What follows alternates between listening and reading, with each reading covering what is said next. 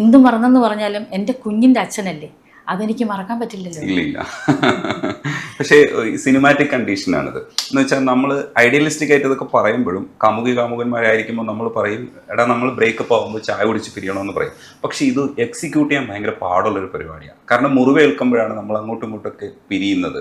അപ്പോൾ ഇത് എക്സിക്യൂട്ട് ചെയ്ത് എടുത്തത് ഭയങ്കര രസമായിട്ടാണ്. ഇപ്പോൾ ചേച്ചി സംസാരിക്കുന്ന കേൾക്കുമ്പോൾ എനിക്കത് എക്സിക്യൂഷൻ ലെവലിലാണ്. ഇപ്പോഴും നിങ്ങൾ അത് മെയിൻറ്റെയിൻ ചെയ്ത് പോകുന്നുണ്ട്, ഇനി അത് സ്മൂത്തായി പോകുമെന്നാണ് കരുതുന്നത്. പക്ഷേ ഇതിനൊക്കെ ഇത്രയും ഒരു ചെറിയ ബുദ്ധി പോരാ, ഭയങ്കര ബുദ്ധിജീവിയാ ചേച്ചി. ബുദ്ധിയില്ല, എക്സ്പീരിയൻസസ് ആണ് ബുദ്ധി. എന്നാൽ അപ്പുറത്തേക്ക് പ്രാക്ടിക്കലായിട്ട് ചിന്തിക്കുക എന്നുള്ളതാണ് ഞാൻ വിചാരിക്കുന്നത്. ഈ ജീവിതം നമുക്ക് ജീവിച്ച് തീർക്കണം, തല്ലി തീർക്കാൻ പറ്റില്ല.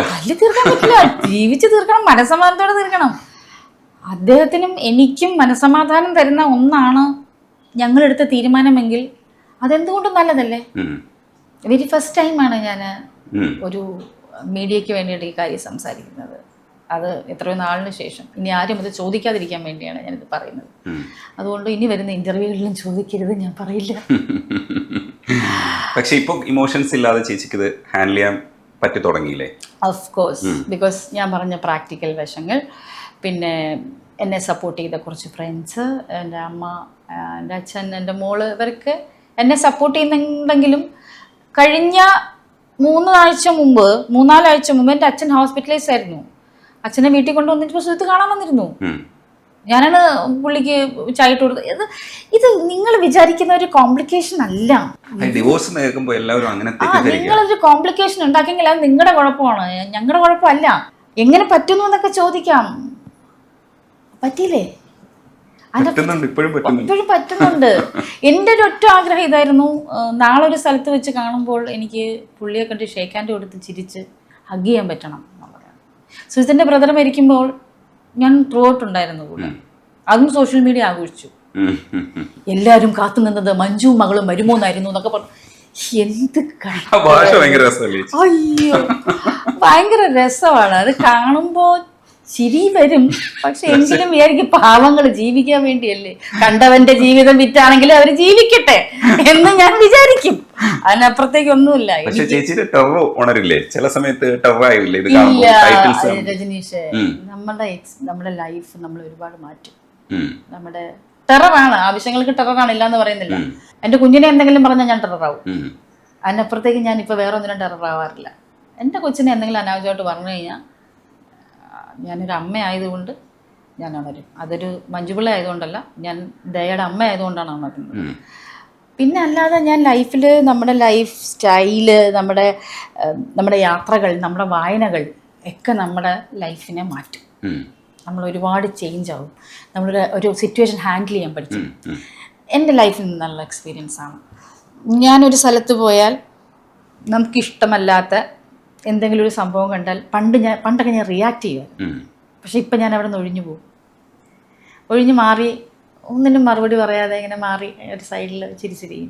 എന്നെ ദ്രോഹിച്ച ഒരു മനുഷ്യനാണ് മുമ്പിൽ വന്ന് നിൽക്കുന്നതെങ്കിലും എനിക്കറിയാമെങ്കിലും ഞാനത് ഭാവിക്കില്ല. ഞാൻ ചിരിച്ചുകൊണ്ട് ഹലോ ഹായ് എന്തൊക്കെയുണ്ട് വിശേഷം എന്ന് ചോദിക്കും. അതൊക്കെ ഞാൻ പഠിച്ചു. ലോകം അങ്ങനെ മാറിക്കഴിഞ്ഞു രജനീഷ്. പക്ഷെ ആ മഞ്ജു അല്ലേ കുറച്ചുകൂടെ നല്ലത് ചേച്ചി, പ്രതികരിക്കുന്ന മഞ്ജു. അന്ന് ആ കാലത്ത് പ്രതികരിക്കാൻ പറ്റുമായിരുന്നു. ഇക്കാലത്ത് പ്രതികരിച്ചു കഴിഞ്ഞാൽ എന്നെ ആയിരിക്കുമല്ലോ വെട്ടുന്നത്, എൻ്റെ വീട്ടിൽ പോയി എൻ്റെ അച്ഛനെയും അമ്മയും വെട്ടും. അങ്ങനത്തെ ഒരു അവസ്ഥയാണ്. അതുകൊണ്ട് നമ്മളത് പേടിക്കണം. ഞാൻ പ്രതികരിച്ചു കഴിഞ്ഞാൽ എന്നെ വെട്ടിയെ തീർന്നു. പക്ഷെ ഞാൻ ജീവിച്ചിരിക്കുക എൻ്റെ ബന്ധുക്കൾ പോയാൽ എനിക്ക് സഹിക്കില്ല.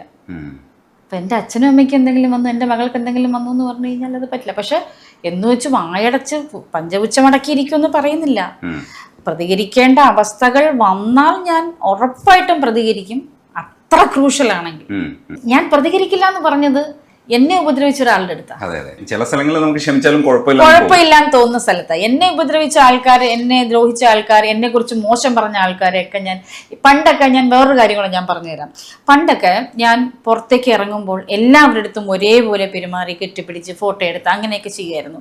പക്ഷെ ഇപ്പോഴത്തെ ഒരു അവസ്ഥ സീരിയസ്ലി സോഷ്യൽ മീഡിയ ഒരുപാട് മോശമായി. കാരണം മെയിൻ റീസൺ ഞാൻ പറഞ്ഞുതരാം. നമ്മുടെ ഒരു പോസ്റ്റ്, വളരെ നല്ല പോസ്റ്റ്, ഡീസൻ്റ് ആയിട്ടുള്ള പോസ്റ്റ് വന്നാൽ അതിൻ്റെ അടിയിൽ നമ്മളെക്കുറിച്ച് ഭയങ്കരമായിട്ട് മോശം എഴുതുന്ന ആൾക്കാരുണ്ടാകും. ഇപ്പം ഞാൻ അതുകൊണ്ട് തന്നെ മെസ്സേജസ് വായിക്കാറില്ല. പക്ഷെ എങ്കിലും ചില ആൾക്കാർ ഇതിൻ്റെ സ്ക്രീൻഷോട്ട് എടുത്ത് വട്ടം വരച്ച് നീ ഇത് കണ്ടോ എന്ന് ചോദിച്ച് നമുക്ക് അയച്ചു തരും. അത് വേറൊരു മാനസികാവസ്ഥയാണ്. മാനസിക രോഗികളാണ്. അപ്പൊ അത് കാണുമ്പോൾ ഞാൻ മനസ്സിൽ വിചാരിക്കും, ഇത് നമുക്ക് പബ്ലിക്കിൽ ഇറങ്ങുമ്പോൾ ഈ അയച്ചവൻ ആരാണെന്ന് നമുക്ക് അറിയില്ലല്ലോ. അവനും ചിലപ്പോൾ നമ്മളെടുത്ത് വന്ന് ഫോട്ടോ എടുത്തിട്ട് പോകുന്നവനായിരിക്കും. ചില മാനസിക രോഗികളാണ് അങ്ങനെ ചെയ്യുന്നത്. അതുകൊണ്ട് തന്നെ ഇപ്പോൾ പുറത്തിറങ്ങി കഴിഞ്ഞാൽ തീരെ കുഞ്ഞുങ്ങളും വയസ്സായ ആൾക്കാരും അല്ലാതെ വേറെ ആര് വന്നാലും ഞാനൊരു ഡിസ്റ്റൻസ് ഇട്ടേ നിൽക്കാറുള്ളൂ. അതൊക്കെ ലൈഫ് എക്സ്പീരിയൻസ് ആണ്. ഞാൻ പറഞ്ഞത് നമ്മളെ പഠിപ്പിക്കുന്നതാണ് ലൈഫ്. ഒരാളെടുത്ത് മിണ്ടാൻ തന്നെ പേടിയായി തുടങ്ങി. പക്ഷെ മഞ്ചേച്ചിയുടെ ടെററിന്റെ ഒരു അംശമാണ് എനിക്ക് തോന്നുന്നു. കല്യാണിയിൽ ചില സമയത്ത് അവരുടെ മുഖത്ത് വരുന്നൊരു ബോൾഡ്നെസ് ഉണ്ട്. ഒരു റൊമാൻറ്റിക് ആയിട്ടുള്ളൊരു പേഴ്സണാണ് അവരുടെ ഉള്ളിലുള്ളതെങ്കിലും മുഖത്തൊരു ബോൾഡ്നെസ് ഉണ്ട്. ആ ബോൾഡ്നെസ് ശരിക്കും പറഞ്ഞു കഴിഞ്ഞാൽ നമ്മൾ കൊണ്ടുവരാൻ വേണ്ടിയിട്ടും ചേച്ചിയുടെ മനസ്സിൽ ആ സമയത്ത് എന്തെങ്കിലും ഒരു ഇമോഷൻ ഉണ്ടാവണം. ഇല്ലേ, ഒരു കഥാപാത്രത്തെ നമ്മൾ മനസ്സിലാക്കുമ്പോഴും നമ്മൾ ഏത് ഭാവം കൊടുത്താലായിരിക്കും ശരിയാവുക എന്ന് പറയുന്ന ഒരു സംഗതിയുണ്ട്. ഇത് കണ്ടതിന് ശേഷം ചിലപ്പോൾ ഓക്കെ ആണോ ഇല്ലേ എന്നുള്ളത് ഡയറക്ടർ പറയുമായിരിക്കും. ആ സമയത്തൊക്കെ ചേച്ചിയുടെ ഒരു ബോഡി ലാംഗ്വേജും ഒക്കെ ഉള്ളൊരു സംഗതിയുണ്ട്. അതെങ്ങനെയാണ് ചേച്ചി പിടിക്കണേ? അല്ല, അത് വിവേകാണ്. അതിൽ മെയിനായിട്ട് നമ്മളെ ഹെൽപ്പ് ചെയ്തത് വിവേകാണ്. കാരണം വിവേക് വന്ന് കഥ പറയുമ്പോഴേ